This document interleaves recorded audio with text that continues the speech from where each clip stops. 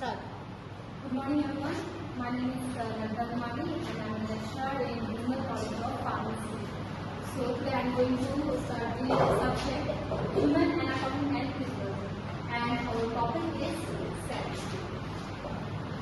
So what is cell? सबको पता होगा सेल क्या है, क्योंकि हमने पहले से पढ़ा है में जो पढ़ के आए उसमें हमने सुना है, कहीं ना कहीं तुमने सुना ही होगा कि एक वर्ड सेल, ठीक है। तो सेल है क्या? It is the structural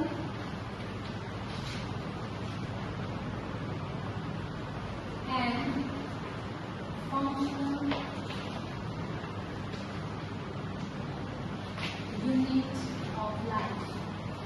मतलब सेल क्या है? ये एक structural and functional unit of life का मतलब जो हमारी हम जो ह्यूमन बीइंग्स हम जो बने वो हमारा जो सबसे छोटी जो इकाई होती है वो क्या कहलाता है? सेल कहलाता है। मतलब सेल से मिलकर ही जो होते हैं फिर ऑर्गन्स बनते हैं, देन ऑर्गन्स के बाद फिर वहाँ ऑर्गन सिस्टम होता है। इसका सीक्वेंस चलता है, जैसे कि सेल एक ग्रुप ऑफ सेल टिश्यूज में कन्वर्ट होगा, देन एक ग्रुप ऑफ टिश्यू वो ऑर्गन में कन्वर्ट होगा and organ at the last organ system में होता है एंड देन जाके एक पूरा ऑर्गन सिस्टम बनता है, एक पूरा ह्यूमन बनता है, ठीक है। तो सबसे स्मॉलेस्ट यूनिट क्या कहलाता है? सेल कहलाता है। इसको हम लोग structural and functional unit of life को बोलते हैं। अब हम इसको स्ट्रक्चरल क्यों बोलते हैं, फंक्शनल क्यों बोलते हैं? स्ट्रक्चरल का मतलब ये होता है कि जो हमारी संरचना है, जो हमारा स्ट्रक्चर है, वो भी हमारे किससे मिलकर बना हुआ है? सेल से। मतलब सेल मिले, फिर ग्रुप ऑफ सेल बने, वो मिलकर टिश्यू बना है, टिश्यू बन के फिर हमारा ऑर्गन्स बने, ऐसे करके वो एक शेप प्रोवाइड करता है। जैसे कि हमारा पर्टिकुलरली एग्जाम्पल में लो, इसकी हार्ट है, इसका एक पर्टिकुलर अलग शेप होता है।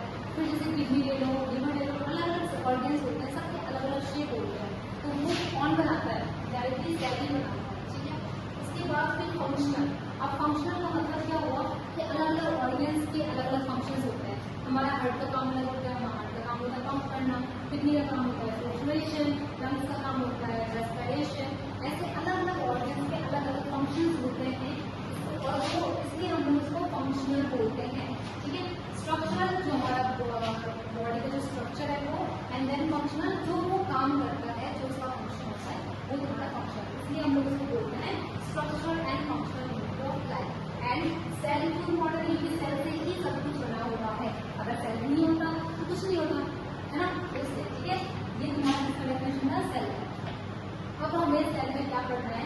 इसका स्ट्रक्चर पढ़ना है, स्ट्रक्चर एंड देन इसके अंदर जो भी कंपोनेंट्स, अलग अलग कंपोनेंट्स पाए जाते हैं, उन कंपोनेंट्स के नाम, क्या क्या फंक्शन है और क्या क्या काम वो करता है, इसके बाद, ठीक है। तो सबसे पहले हम बना लेते हैं इसका डायग्राम।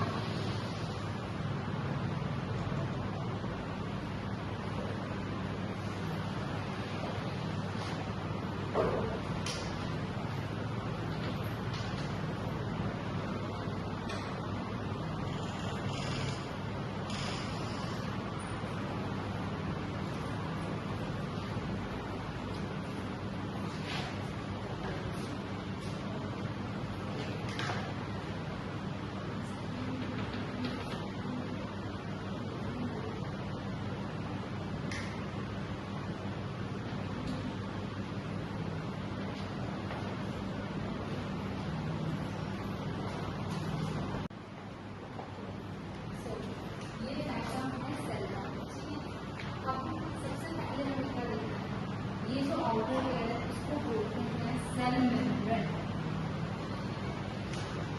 देन सेंटर में होता है न्यूक्लियस, उसके बाद अलग अलग है, इसको बोलते हैं mitochondria. Then this is rough endoplasmic reticulum.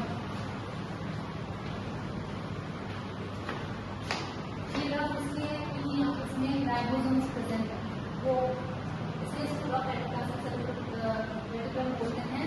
इसके बाद ये स्मूथ एंडोप्लाज्मिक रेटिकुलम।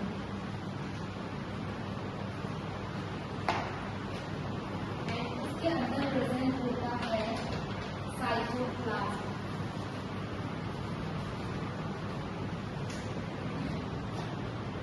इसके अलावा ये साइटोस कहलाता है, ठीक है। ये हो गया, ये अपने राइबोसोम्स हैं। ऐसे अलग अलग कंपोनेंट्स जो है वो पाए जाते हैं सेल के अंदर, ठीक है।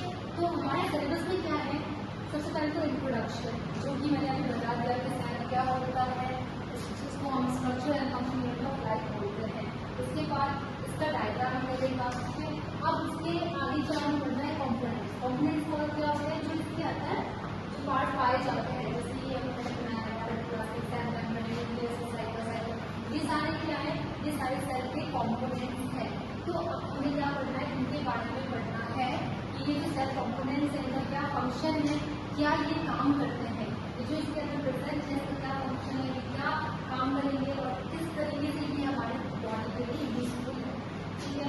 तो सबसे पहले हम क्या स्टार्ट करते हैं, सेल मेम्ब्रेन से स्टार्ट करते हैं, क्योंकि अगर हम कोई भी चीज करते हैं तो सबसे पहले इसका जो स्ट्रक्चर है या फिर कुछ कंपोनेंट्स की बात करना होगा। तो सबसे पहले हम स्टार्टिंग करेंगे इसके सेल मेम्ब्रेन से। तो सेल मेम्ब्रेन के बारे में पढ़ना है।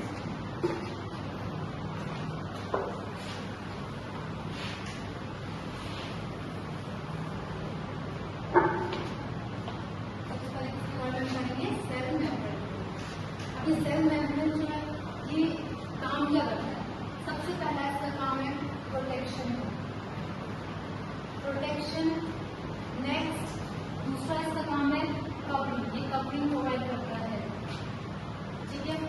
इसके अलावा प्रोटेक्शन कैसे होता है, जैसे कि मान लो सेल के अंदर जो कंपोनेंट्स पाए जाते हैं इसको बाहर जाने से रोकता है, मतलब एक कवरिंग प्रोवाइड करता है ताकि जो बाहर से जो मैटेरियल्स हैं वो अंदर ना आए और जो अंदर के मैटेरियल्स है वो बाहर ना जा पाए।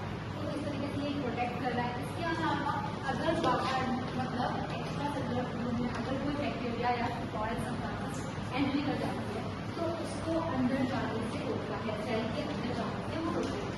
इस तरीके से ये उसको प्रोटेक्ट कर रहा है। जो सेल मेम्ब्रेन है वो इसके अंदर सेल के अंदर जो कंपोनेंट्स पाए जाते हैं उसको प्रोटेक्ट करने का काम करता है, ठीक है। इसके अलावा कवरिंग, ये कवरिंग प्रोवाइड कर रहा है, इसको कवरिंग प्रोवाइड कर रहा है, ठीक है। तो ये मेन फंक्शन जो सेल मेम्ब्रेन का होता है ये प्रोटेक्शन का ही होता है। एंड जो फॉरेन मटेरियल्स होते हैं उसको अंदर आने से रोकता है या फिर अंदर की जो चीजें हैं जो कंपोनेंट्स हैं उसको बाहर जाने से भी रोकता है, ठीक है। अब जो सेल मेम्ब्रेन होता है ये किस चीज से बना होता है, 3 चीज से मिलकर बने होते हैं। ये जो अपना सेल मेम्ब्रेन होता है इसका फंक्शन, अब इसमें जो